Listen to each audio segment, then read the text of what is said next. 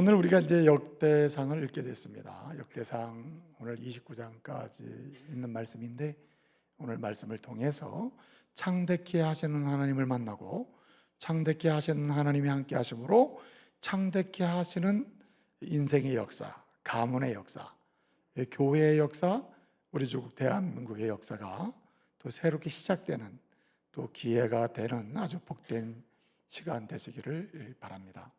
이 역대상하에서 증거되고 선포되는 하나님은 어떤 하나님이냐?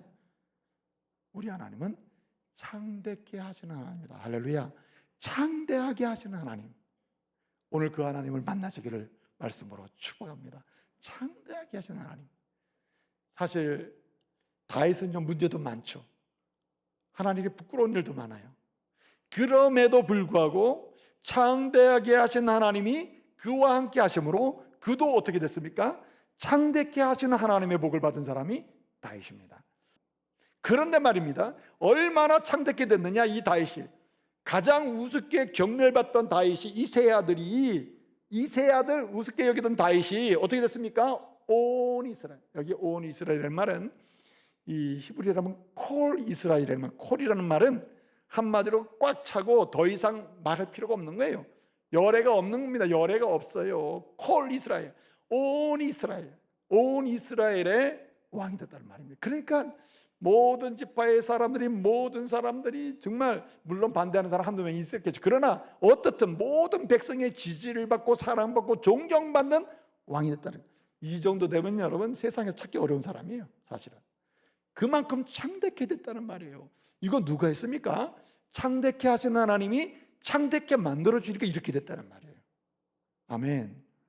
그런데 27절을 보게 되면 40년을 다스렸다 해서, 이 40년을 다스렸다고 하는 이 말이 굉장히 중요한데, 이 말의 강조점은 40년을 그냥 기간을 말하려고 하는 게 아니라 40년 그 동안에 통치가 온전하고 힘이 있었다는 말이에요. 그게 마지막 절에 다시 설명됩니다만은, 그리고 28절은 뭐라고 얘기합니까?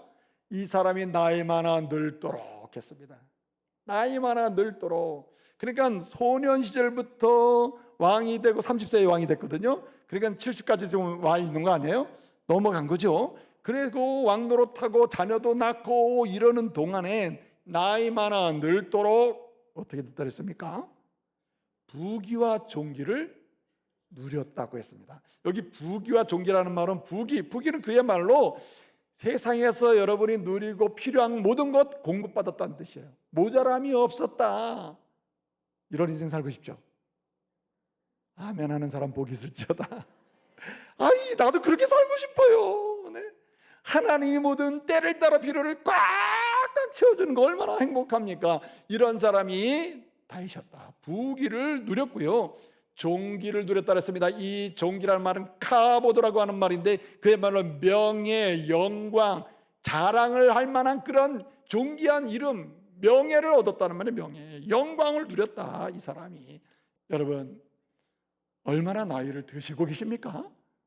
앞으로 남은 인생, 앞으로 나이를 먹을수록, 나이를 드실수록, 나이가 더해질수록 여러분 실제로 나이 많아 늙고 죽음에 있잖아요. 죽을 때 최대의 아름다움을 누릴 수 있기를 말씀으로 축복합니다. 이 사람이 누구냐? 다윗이란 말이에요. 그 말은 뭐냐면, 창대하신 하나님이 그와 함께 하시니까 그가 나이를 먹어갈수록 창대해지는데, 실제로 창대한 것이 단순히 나타나는 현상만이 아니라 전인격적이요, 말이요, 언어, 행동이요, 네, 이렇게 아름답게 늙었다는 말입니다. 이게 얼마나 창대해진 거예요. 왜 그렇습니까? 창대케 하시는 하나님이 그와 함께 하시니 그가 창대해진 줄로 믿습니다. 여러분, 오늘 30절 말씀에 보면 이런 말씀이 있습니다. 뭐라고 설명하고 있습니까? 이렇게 얘기하죠. 네, 다윗 그가 왕이 된 일과, 30절, 그가 왕이 된 일과 그 권세와 그와 이스라엘과 그리고 이 온 세상 나라들에 관한 기사가 기록됐다 그랬습니다. 이 말이 뭐냐면은, 왕이 된 일 하면 왕이 됐을 때 일, 그걸 가리키는 게 아니고, 왕이 돼서 왕의 사역을 솔로몬에게 넘겨줄 때까지 왕의 통치 기간을 가리켜요. 30절에 왕의 통치하는, 왕의 통치 기간 전체와 그 기간에 나타나는 영광과 그리고 주변 나라 모든 사람들에게 영향력 있는 그 삶을 산 사람이 다윗인데 그것이 기록됐다는 뜻입니다. 그러니까 얼마나 창대케 됐다는 말입니까? 여러분, 우리에게는 시간이 있어요. 아직 기회가 있습니다. 살아있는 자에게는 기회가 있는 거예요. 그러므로 남은 인생, 여러분, 이 다윗의 이야기가 여러분의 고백이 되기를 원합니다.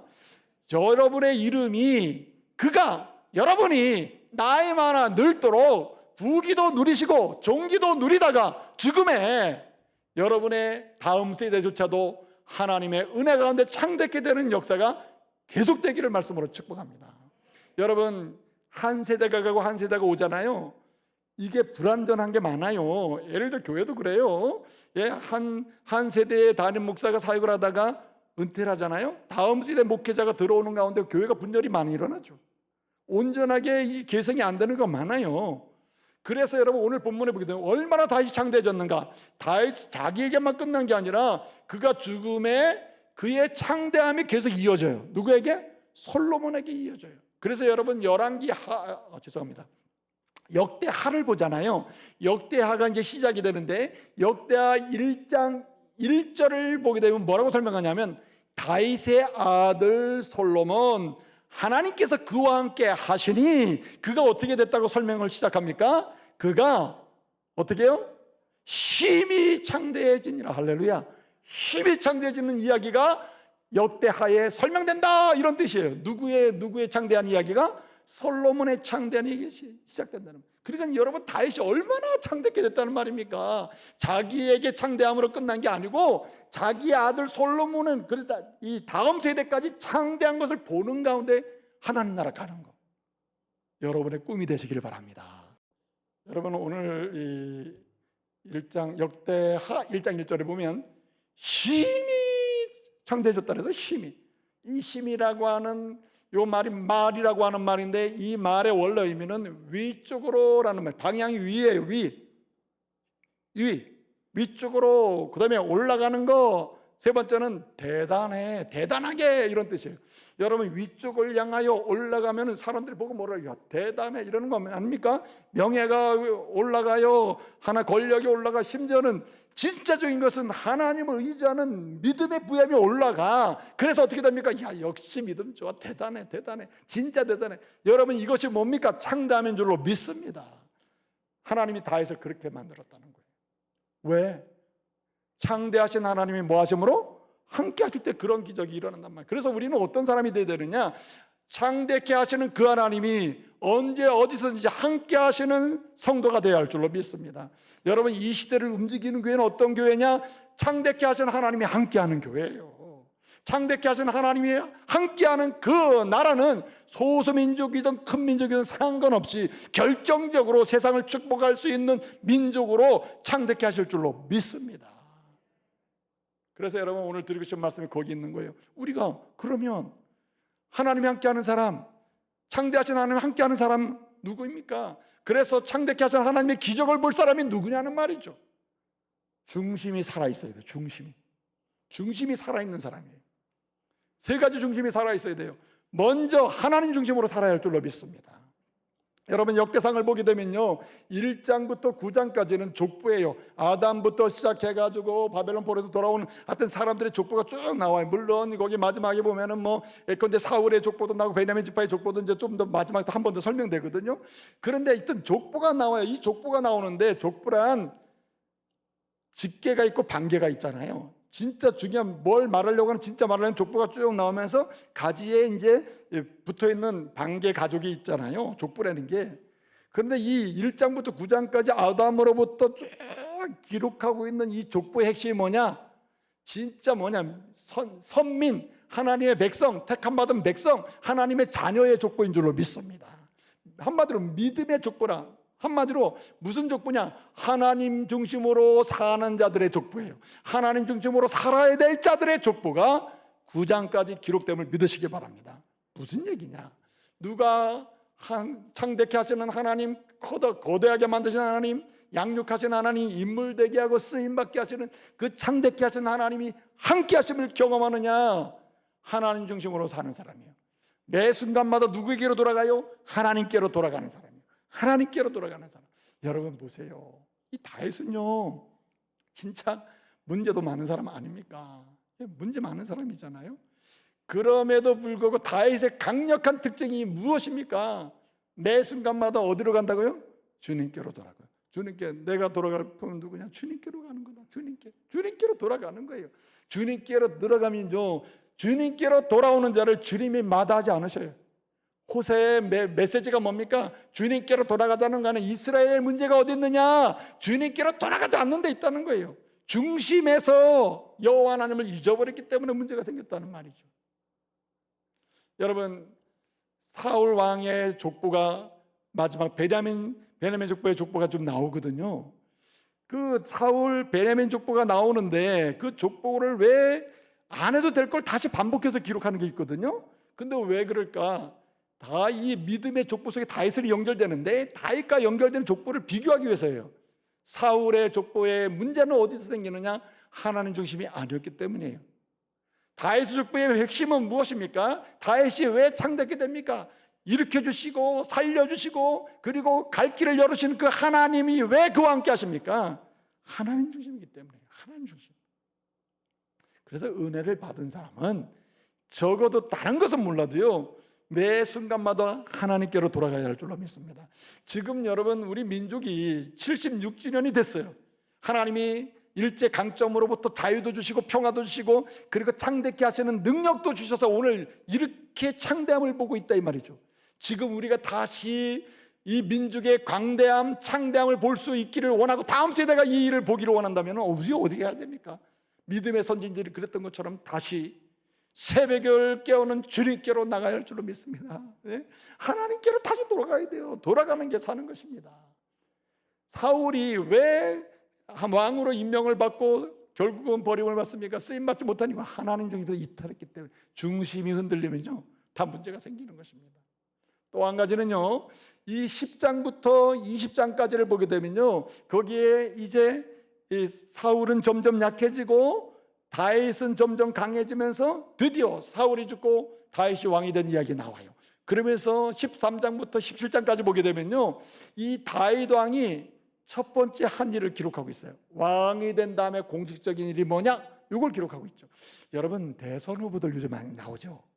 대선 후보로 나갑니다라고 후보 선언을 하면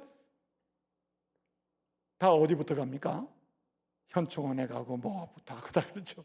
가서 뭘 하고 자, 자기가 뭘 한 다음에 뭐 어떤 일이 딱 공직에 임명이 되거나 뭘 하거나 어떤 책임을 지면은 첫 번째 하는 사역이 그의 방향성이에요. 나 앞으로 이렇게 살 거야. 내가 앞으로 리더십을 이렇게 행사할 거야. 그런 가치를 보여주고 방향성을 보여주는 게 첫 번째 행보거든요. 저 사람은 뭘 강조하고 있구나, 저 사람은 어떤 마음으로 살겠다는 얘기구나, 금방 알 수 있잖아요.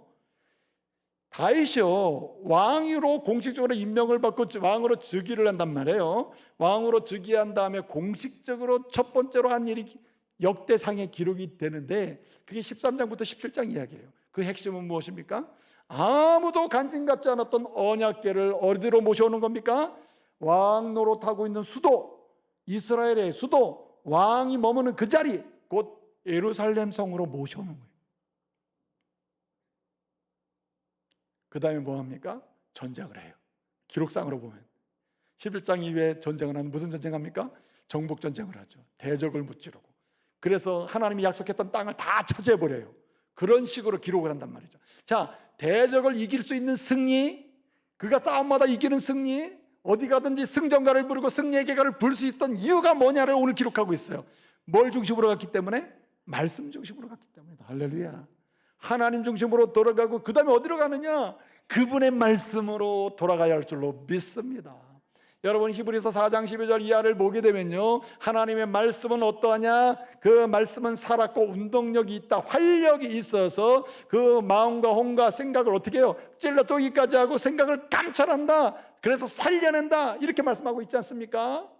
디모데후서 3장 16절 말씀 보게 되면 이 모든 성경은 하나님의 말씀으로, 하나님의 감동으로 했다. 그래서 어떻게 한단 말입니까? 그 말씀 중심으로 사는 사람, 갈 길을 제시받아요. 교훈과 잘못된 거를 지적을 해서 깨닫게 해줘요. 책망과, 그리고 다시 돌아오게 하십니다. 교훈과 책망과 바르게 한가. 그다음에 어떻게 하면 갈 길을 계속 갈 수 있는 용기와 힘을 주십니다. 어떻게 합니까? 의로 교육하기에 유익하다. 그래서 여러분, 말씀 중심으로 가는 사람은요, 살아나는 은혜, 일어나는 은혜, 어떤 상황에서도 절망과 좌절을 이길 수 있는 창대함으로 가는 은혜를 보게 될 줄로 믿습니다. 그래서 여러분, 다윗은요, 다른 것은 몰라도 말씀으로 돌아가는 일은 반복했어요. 그러니까요, 다윗이 얼마나 잘못한 게 많습니까? 다윗이 잘못한 일이 많은데 그 중에 대표적 케이스를 하나 꼬집어냈거든요. 역대상 21장을 보게 되면 인구조사를 해요. 인구조사하는 이유는 내가 얼마나 군사력을 가지고 있는지 조사한 거거든요. 하나님을 통치를 대신하는 왕은요, 절대 군사를 의지하면 안 된다고 했습니다. 신명기. 아내를 많이 둬도 안 된다 그랬거든요. 그런데 여러분, 다윗의 문제가 뭡니까? 군사를 의지했다. 하나님이 책망하잖아요. 그때 다윗이 취한 게 뭡니까? 회개를 했다는 거예요. 왜 다윗이 그렇게 큰 범죄를 하고도 회개할 수 있는 기회를 갖고 회개의 눈물을 흘리고 회개의 자리를 빠르게 급속도로 가속도가 붙어가지고 다시 회개하고 하나님의 은혜를 받을 수 있게 되느냐? 뭐가 살아있기 때문에? 말씀이 살아있기 때문이에요. 하나님 말씀이 살아있고 말씀 중심으로 움직이는 사람은요, 회개하는 능력이 있습니다. 회개의 감동이 있어요. 자기가 무엇이 문제 있는지, 어디를 벗어났는지, 돌아와야 할 자리가 언제 오든지, 어디로 가야 되는지 그것을 명료하게 성령령을 통해서 제공받는 사람이 누구냐? 하나님 말씀을 중심으로 사는 사람이에요. 그렇기 때문에요, 다른 것은 몰라도요, 이 말씀을 끌어안고 살아야 돼요. 예? 끌어안고. 말씀을 끌어안고 살아야 된단 말이죠. 예컨대 모든 일의 시작이 뭐여야 돼요? 말씀이 된다.